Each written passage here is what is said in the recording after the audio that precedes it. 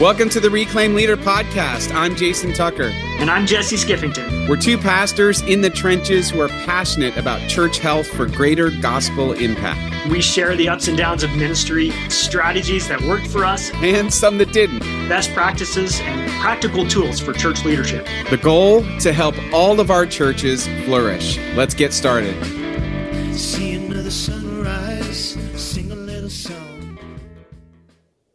Hey everyone, welcome back to the Reclaim Leader podcast. It's so good to be with you here again. Welcome to all these new listeners who've been joining us over the last couple of months. It's great to have you. I'm so glad that you have found us, and hopefully it's helping you in your life and ministry, and those who've been with us for the whole journey now, 398 episodes.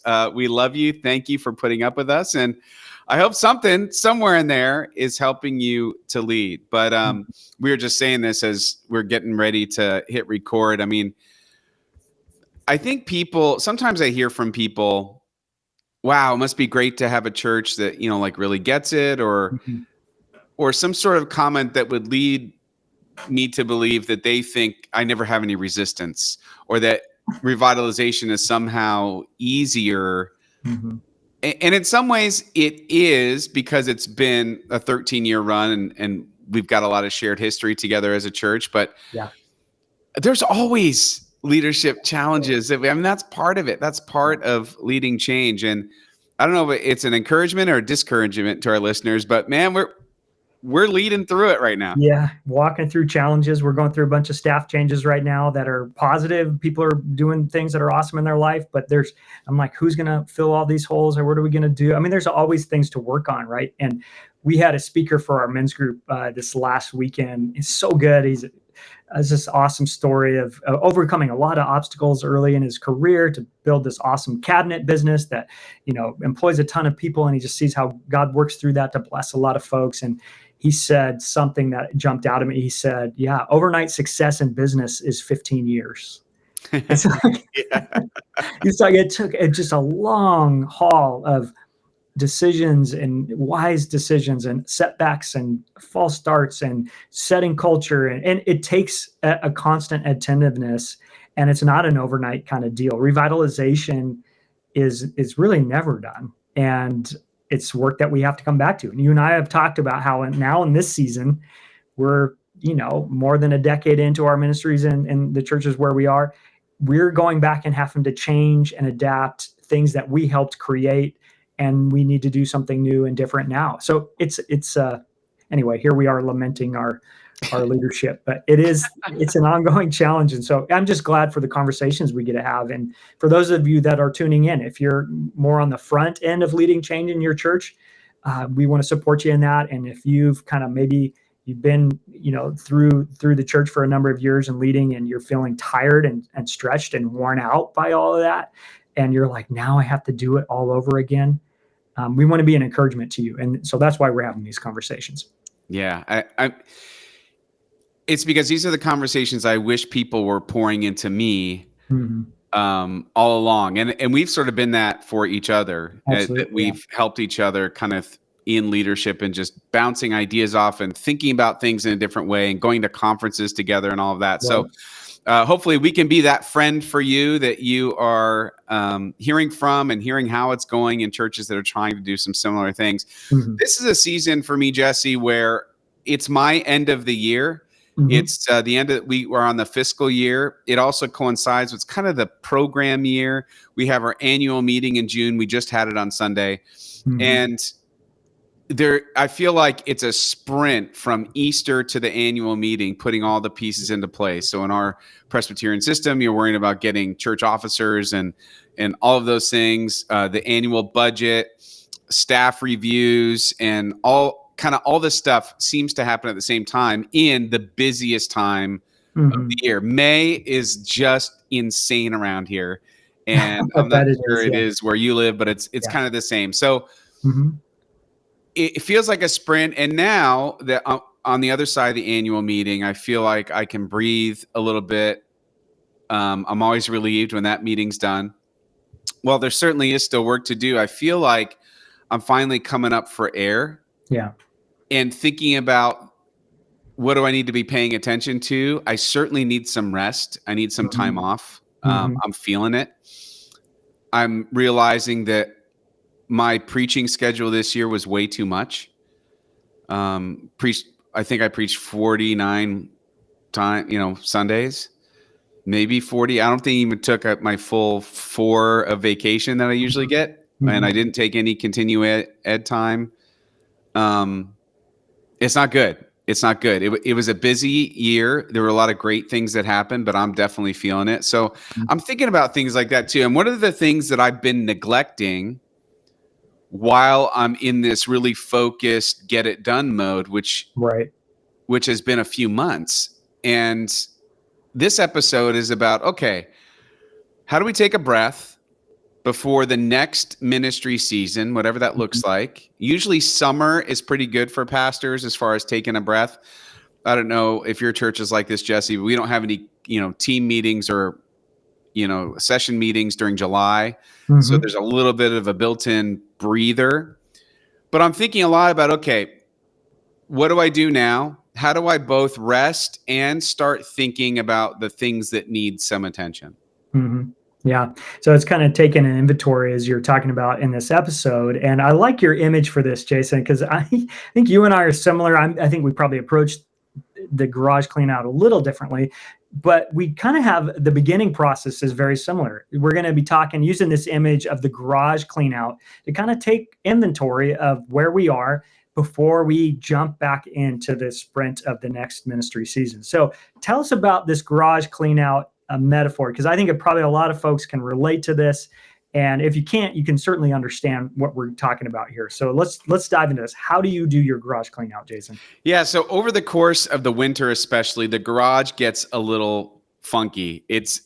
Things don't get put away in the right place and everything gets sort of jammed. It becomes the place where things live, where you don't want to see them. And then every year it's like, oh, I got to find this tool. I got to grab this thing. I know it's out there and I can't seem to find it. It's like, okay, it is time That's right. for the clean out, for the reorg. Yeah. Now, we all know it would be a lot better if I was just on top of it all year long, but you get busy, you get crazy, you're running around, and sometimes it just gets cluttered in the meantime. Yeah. So the way that I clean out the garage is just about everything, not everything, but just about everything, I just pull out and put it onto the driveway.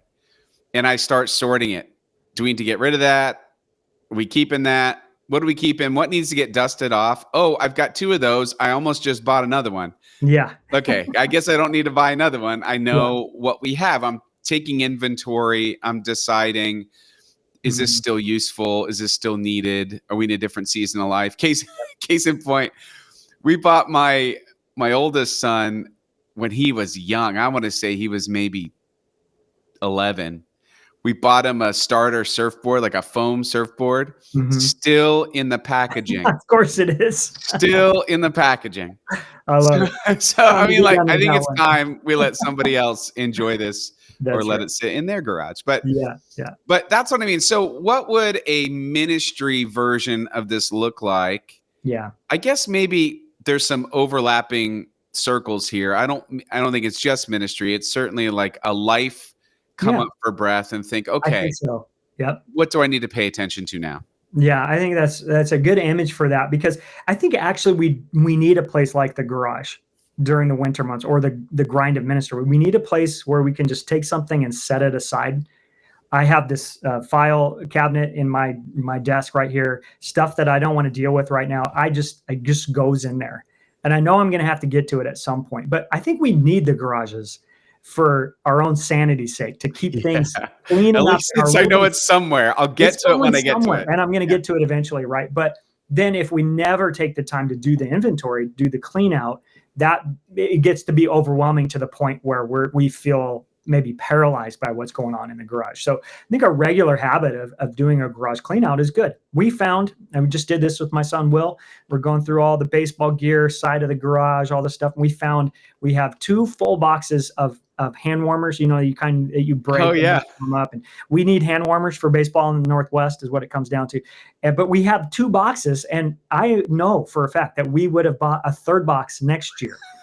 had we not gone through and found them. So you need the garage clean out. You also need a place like the garage to put stuff in the meantime. But it's important that we go through this process of kind of taking stock.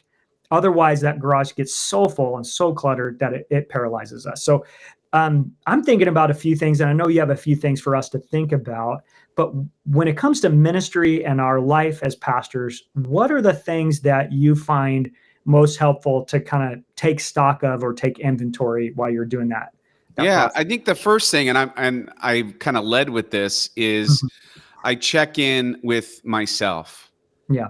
How am I doing? Mhm. Am I fried up? Am I off a little bit? Am I off spiritually? Am I off emotionally, Right. physically? What is it that I need, and what do I need to do about it? Right. So for me in this season, I've done some things well.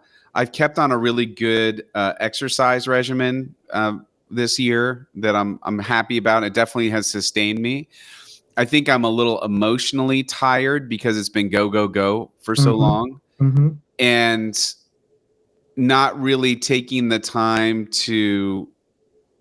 I feel like I've been reacting to my life more than I've been living my life a little bit. So I need to check in with that. I need to get back to some good rest rhythms. And I don't mean just taking a nap, as great as naps are, Right.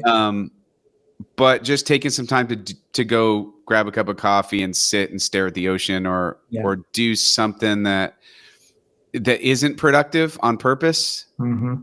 because I can't seem to escape it. Even the podcast turned out as just like a hobby. There's like, oh, this could be really helpful. And then, and let's keep doing it. And let's do it. And all of a sudden, almost 400 episodes later, and, we're pushing out content every week. And, it's sort of like, while it's very fun, it takes some time, and it's productive again. So Yeah. I need some non-productive hobbies, Jesse, is I really love what it. I need. Well, we'll talk a little bit more about some of that next time, too, as we're continuing this conversation. Kind of taking stock and how do we make sure we're doing well?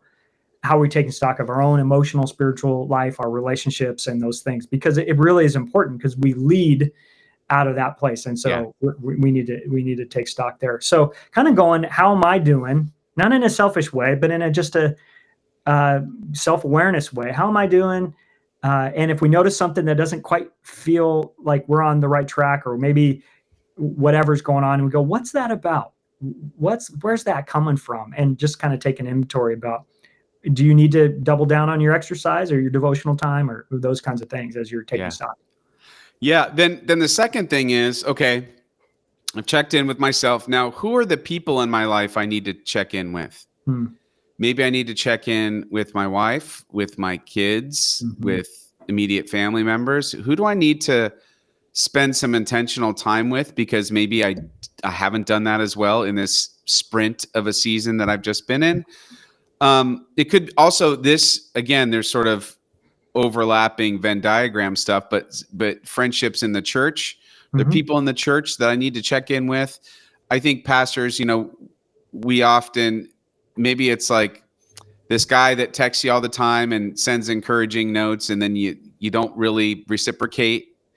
Yeah. Or you just kind of like give a like emoji or something like that. And maybe it's time to check in with that person, or maybe there's a couple people like that, or maybe there's somebody who you think about. The Holy Spirit does that, where you'll be doing something and all of a sudden someone will pop into your head. Well, I don't think I acted every time that happened. So let me see if I can go back and recall who are some people that have been on my heart, and let me just check in with them.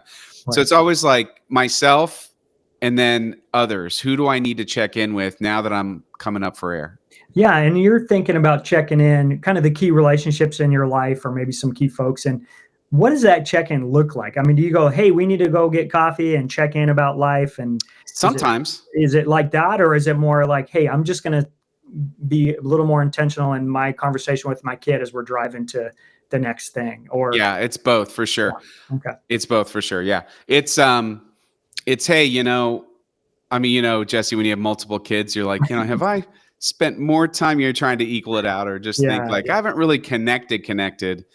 Yeah. So you think, okay, is there something we could do, or I'll volunteer to drive for the next thing, or whatever that looks like. again, it's being mindful and intentional. Those words get thrown around a lot, but it's because they're helpful.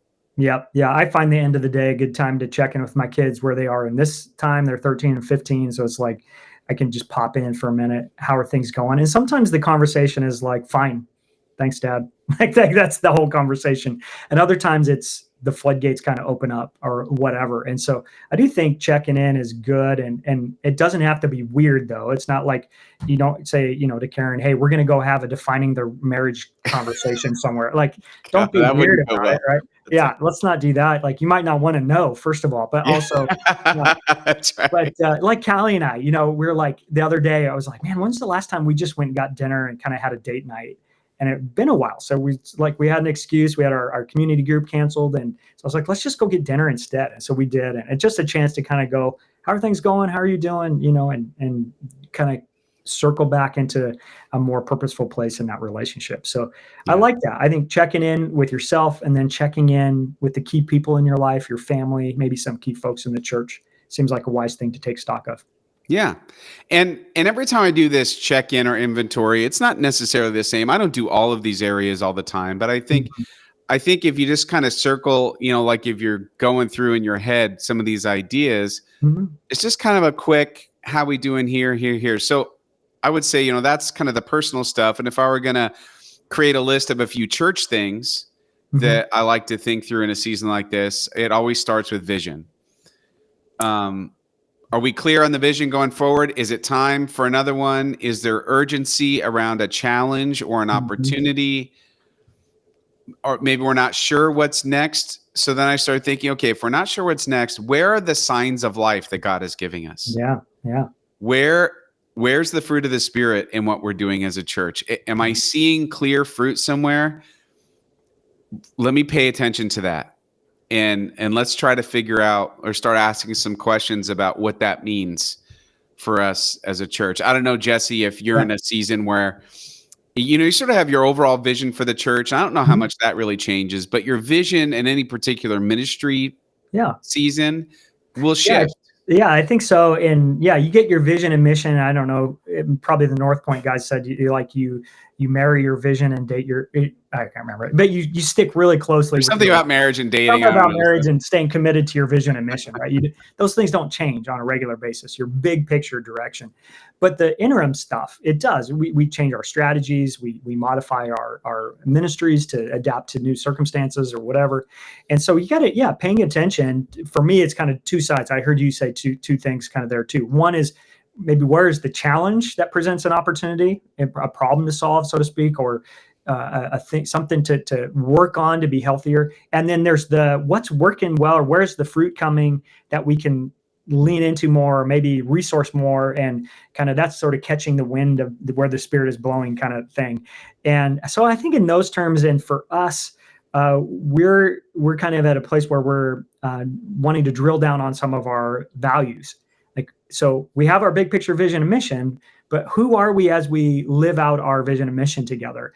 And we've had a few things kind of defined, but we've noticed we've had this influx of people that have all kinds of different opinions about what a church ought to be and how it ought to believe and what it ought to do and expectations and all that. So feeling a need to articulate, hopefully not in a really strict and suffocating way, but this is who we are as we do our work together as a congregation here. So underneath our vision mission. And so anyway, so we're working on that. And of course it's fun. And also I like to nerd out on that kind of stuff. So we've gotten to drill down. So that's one place we're kind of leaning in, but I think it's important to kind of go what's the thing that we ought to be working on now, and what, Lord, help us have a vision for that work and what it's going to look like. Yeah, because that leads to alignment. And I was just talking with the church yesterday, and they're talking about the need for, there's just not a lot of, everybody feels like they're all spread out and they're all doing different things. They're all siloed. Yeah. And that is a symptom of not having a compelling vision where there's alignment and you're working together towards something. I recently saw the movie based on the book that I'm sure you know all about, because it's your neck of the woods, University of Washington, Boys in the Boat, about the 1936 Summer Olympics. And just watching that movie about the rowing team. I bought the book. I haven't read it yet. You got to read the book, man. It's I know. 100 times better than the movie. I'm sure. And that's almost always the case. So, yeah, it's really good. But just the precision of rowing together, and how if one is off, I mean that it has catastrophic results. And while certainly, moving a mission forward in an organization or in a church doesn't need to be quite that precise in its alignment, it does require alignment, or you're just simply not going to go in that. You're going to be fighting the current. You're going to be fighting your own wake. That's right. If you're not rowing together. Rowing. Yeah, I love it. In the book, there's some really powerful images, even when they're moving people around in the boat to put them in better spots for their strengths and their abilities. And it's remarkable, but there is alignment that pulls in the same direction. And we've talked about here before that mission drifts, vision drifts if you're not attentive to it all the time. And I remember, I think it was Horst Schulze, we were at a conference listening to him speak, and he was talking about how the Ritz-Carlton hospitality stuff, but he was talking about how laser focused everybody is all the time on their vision, mission, and their values. And they call it sustainability, and they revisit those things over and over and over again as a team so that they don't lose their focus. Because think about it, if you get it even just a little bit out of alignment, say you're going this direction, and then a group within the church goes 3 degrees off, and you're sort of moving in the same direction for a while, but you go 10 miles down the road or a year down the road, and now you're in different towns, right? And now you've really diverged, and that gap has widened. And so anyway, this is us getting really preachy about vision, but it's really important. It's really important. It really is important to keep. So that's a regular thing to check in on. So check in on me, check on others, check in on the vision. Like, that's right. How's we doing? Because the vision, in a lot of ways, is the engine that drives all the other things that you're doing as a church. But then also, again, this is in the alignment category. It's, are the wheels aligned on the car? You got the engine. Yeah. What about your systems? Yeah. And systems are a thing. I don't know, Jesse, your building, I think, is newer than ours, but we've got an old building. We just found out our HVAC system, we got to completely replace our air conditioning system for the sanctuary. And the price tag on that's astronomical. Yes, it is. Absolutely unbelievable. Oh, man. And I'm like, we don't have that kind of money laying around. And by the way, if we have any extra money, it's going to ministry. But you got these old buildings, the systems need attention. And they do. Yeah. This is true. This is true in the church. Our systems need attention. So I often think like, okay, what's broken or not working like it used to, or not working like it can? Yep. I think about giving and budgeting. Again, this was we just finished and approved our budget, and all that was out. And how's giving? How's our elder board in relationship with our staff team? Yeah. How are our committees or teams working? How's our discipleship process? All kind of systems things, because those may be things I'm like, okay, so maybe this is the year we've been talking about, let's say, for example, stewardship. Yep. Or giving. And like, we've been talking about it for a long time. We haven't really done anything. Maybe this is the year we really need to pay attention on doing that. And that leads you in a direction. So again, it's like an inventory of your systems. Yeah. Maybe it's decision-making or something like that. Yeah. Yeah. And how do we do the things that we do? So it's like, so here's our vision and mission and our values, and you have strategies related to those things. And do you have the processes, the systems to support those things? And like anything, a system needs maintenance. It needs attention. It needs maybe a recalibration or a new part, or maybe you need to replace it altogether, like your HVAC system, which I'm sure is, you guys are going to look under a rock and you'll find some money for it. It'll be awful. Right. It's so the worst. We're doing our parking lot right now. Okay, how do you? Another exciting thing to get. We're doing a campaign, paving the way for the future. I'm like, it's tough to get people pumped about the parking lot. It's like changing your tires. It's like, oh man. So HVAC is kind of on that same plane of existence. For sure. But anyway, But if you don't pay attention, you get Yeah. a sanctuary with no AC, and then Then you'll have other problems, or we have we got issues in our parking lot for safety. We got people walking through there and all kinds of things. So, but yes, it's sometimes the system maintenance stuff is not what leader-minded people are super pumped about spending time on. And maybe you're taking inventory as who do I need to talk to that is more of a systems architect minded person, or who loves that kind of stuff, that I can just check in with and say, hey, could you take a look at this system, or how are things going there? And so for me, sometimes it's conversations with people to hear how that is going, and what can I do to support a healthy system there if there's anything that needs some work. So I try to stay out of the weeds, because I really cause problems when I get into the weeds. Me too. I was just in a meeting this morning. They're trying to put together a task force for the HVAC, and our executive director said, "Do you want to be part of the task force?" I said, "No, thank you." I told him, I said, I have zero value add to this conversation. I will only drag the conversation down. I would only make it worse. Well, we were doing, I can't remember, some external ministry partnerships. And so we had this team that was getting together for that. And they're like, do you want to come to the meeting? And of course I came, and I was like, sure, I'll here. And then of course it turns into like, I wonder if, and vision and stuff that was not useful. They were way past all that. And so I was like, I'm sorry, guys, I probably shouldn't have come to this meeting. I'm just making it worse. So anyway, we have awesome people doing awesome things, and we should stay out of their ways. The guy's fixing the boiler. I'm like, could you imagine a building with no boiler? I don't know. Yeah. He's like, yeah, we are about to. Yeah. All right. Last two that I was thinking of on my list, kind of doing a garage clean out of life.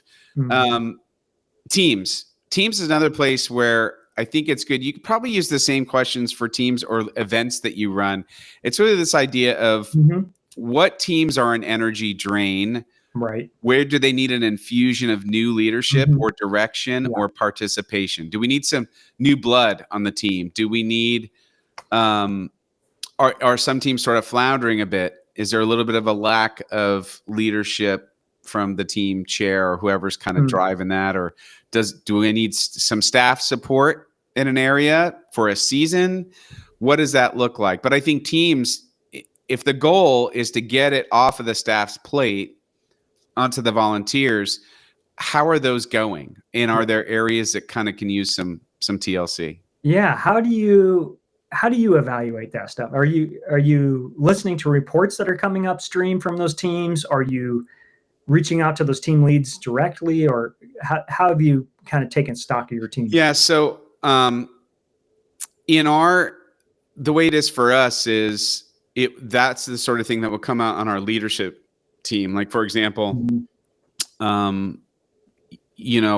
associate pastor who is in charge of Next Steps will report something from, one of the teams that he's working with, like maybe it's missions, maybe it's the Connect team, or maybe it's something like that, which is like our fellowship team, about, hey, there's a little bit of struggle. There's a little bit of disconnect here. And so that would be an indicator. And then we hear it a couple of times and it's like, okay, well, what does that team really need? Sometimes it needs just a little tweak or just a little reminder. Sometimes it needs a change of leadership. And so that's usually how that comes to me, or it's a team who I'm working with directly. Right. And I could just tell, like, okay, well, something's not right. And whenever we see, I think an indicator is this: if you have a church staff, if the staff have to jump in and rescue a lot, that's a team problem. It means like the teams can't really do what you need it to do.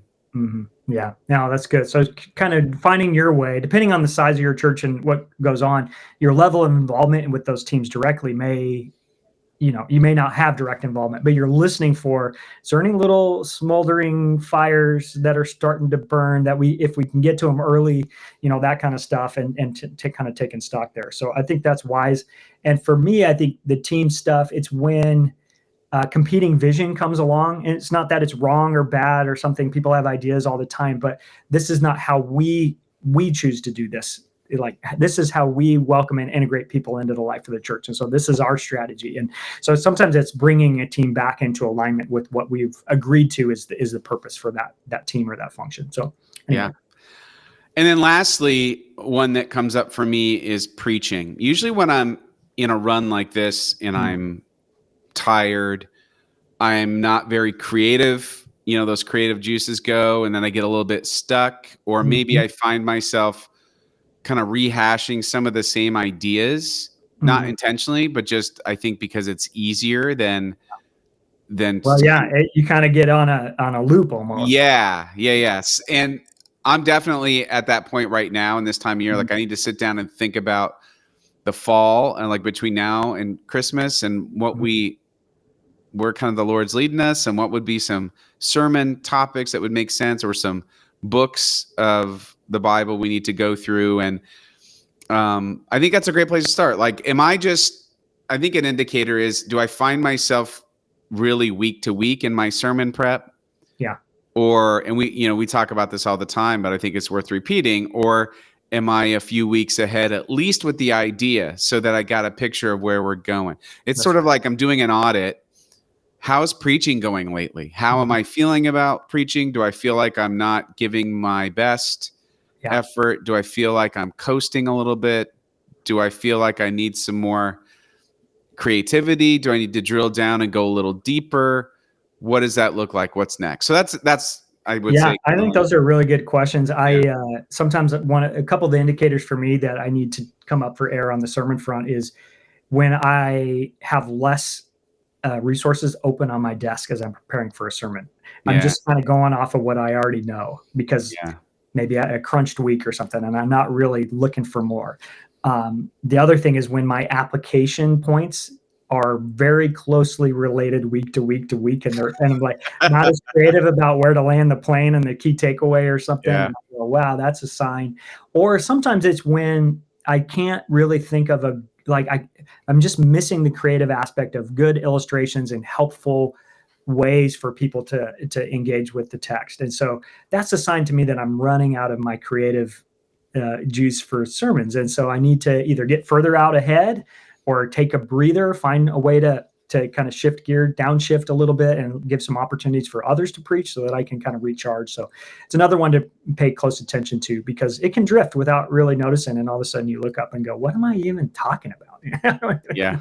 That kind of deal. So that's some ideas of how to clean out the garage and take some inventory. I was thinking that, I don't know if you remember, I'm aging myself a little bit, but that movie Doc Hollywood, I mean, you remember that movie, but there's this guy, the mechanic that works on Michael J. Fox's car. And Michael J. Fox walks in, his character walks in, and he sees all the parts of his engine all disassembled on the garage floor. And the guy's like, oh, no, it's okay. I always take everything apart and then put it back together. And he always has pieces left over at the end. It's kind of funny. That's right. Yeah. But anyway, I hope that this is helpful. As maybe pastors, you're not in a season like this right now, but maybe for the next time you can come up for air. Maybe this will give us some ideas on what to pour some energy into as you hopefully get a little break. Yeah, I love it. Good stuff, Jason. I appreciate you thinking about the garage clean out. I've got half my literal garage cleaned out, and now I've got to go do the other half. And because I got to access those tools in the back of the thing with the, whatever, summertime. So get it done. I love it. All right. Hey, thanks everyone for listening. Reach out to us anytime, Jason or Jesse at reclaimleader.com. We're so glad you're listening with us. And as we always say, ministry is hard. It is so much better when we do it together.